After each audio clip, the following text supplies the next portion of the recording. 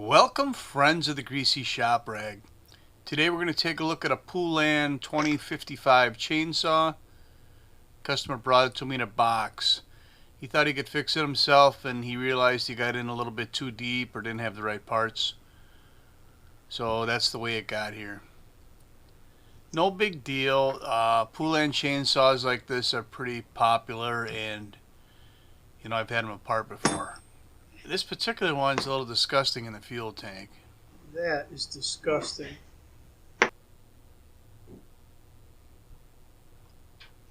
Got some broken pieces in there. That is really disgusting. I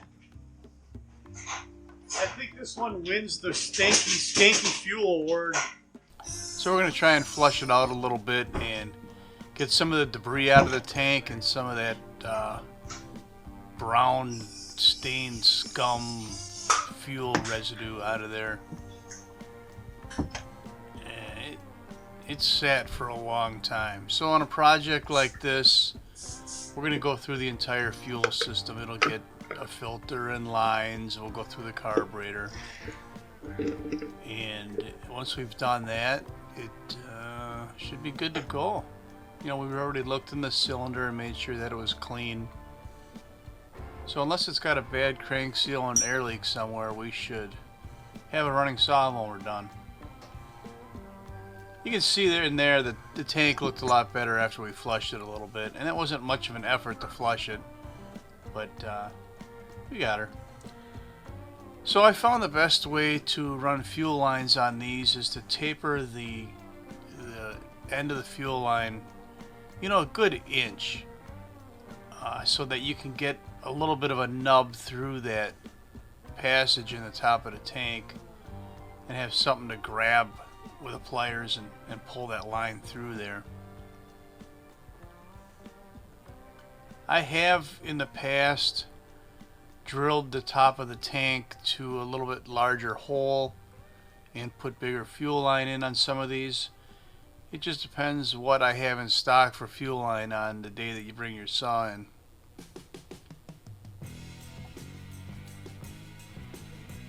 So we've got a new filter on here. We got our new fuel line in.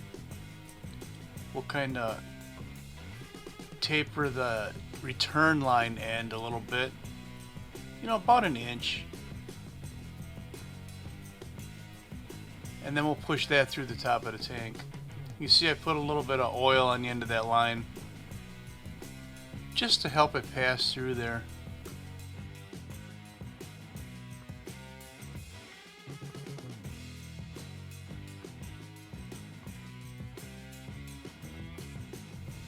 If you can push the fuel line through all the way from the top, then your fuel line is too small a diameter. You need to be pulling this line through so it's sealing in the tank. And that return line just has to drop in a little bit, an inch maybe, just so it's in there. Alright, we're going to pull our carburetor apart and put a new metering diaphragm gasket and pump gasket in here. Check out this metering diaphragm.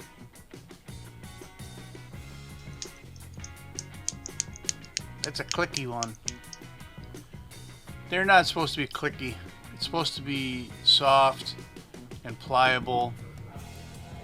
And when they're clicky like that, they either won't let fuel in or they'll only let fuel in and not stop the flow of fuel. So that has to get replaced.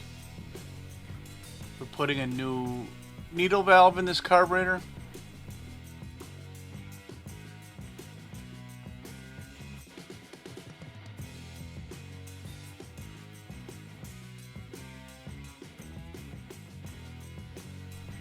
And once that's in, we'll check our metering lever height. On this model, the height is flush with the sides of the carburetor.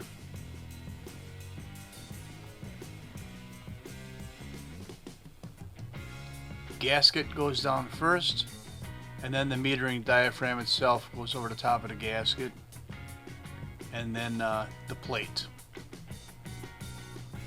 You'll notice that big protrusion on the side of the plate. That's for holding a dust guard, I guess you would call it. It's going to go between the carburetor and the side housing of the chainsaw, and it will it'll be where you pass the screwdriver through to make the carburetor adjustments. But that protrusion on there kind of helps it stay aligned.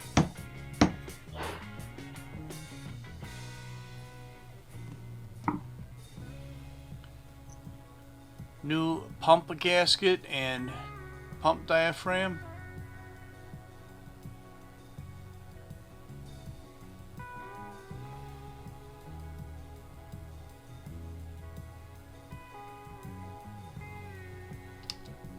You'll see that I flipped the throttle lever open a little bit just to help drop the pump cover onto the carburetor block.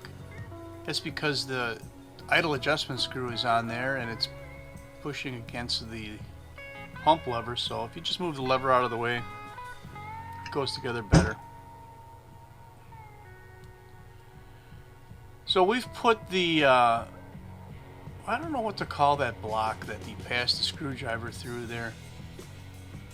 We put that on the carburetor, but we're going to take that back off again, and you'll see in a minute. So there I just pushed the main fuel line on the clutch side of the carburetor. And now this fuel line that's on the flywheel side is the one that's going to go to the primer bulb. Remember, the primer pulls fuel through the carburetor from the tank.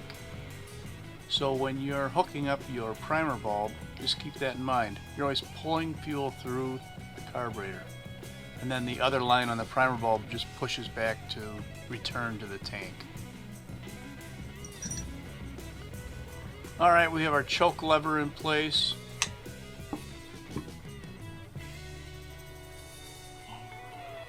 And we're just getting everything lined up there. I think I had a fuel line pinched behind the carburetor at one point here.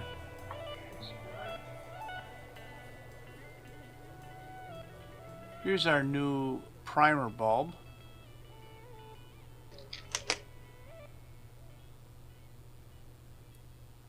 And again, one of the lines is going to pull and one's going to push on the primer bulb. The one that pushes just pushes back to the tank. The customer didn't save the screws for the primer bulb. I don't know what happened to those, so I had to supply a couple of screws. No big deal. Got the primer bolted in place. We're going to put some fresh fuel in his machine. And we'll purge the air out of the system, get that carburetor primed up.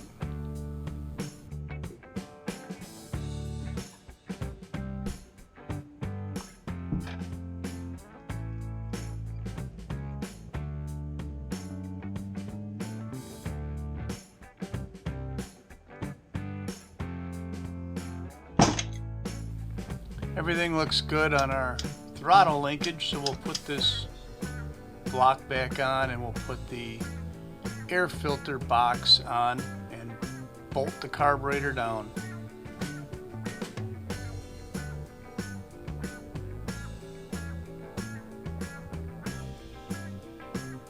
Function check of the choke and the throttle again. And then we'll bolt our starter mechanism on. There doesn't appear to be anything wrong with this one, so we're just going to bolt it right in place.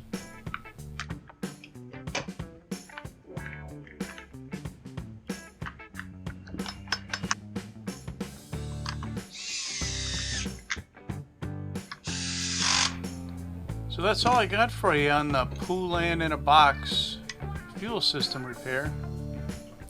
Thanks for watching. Later.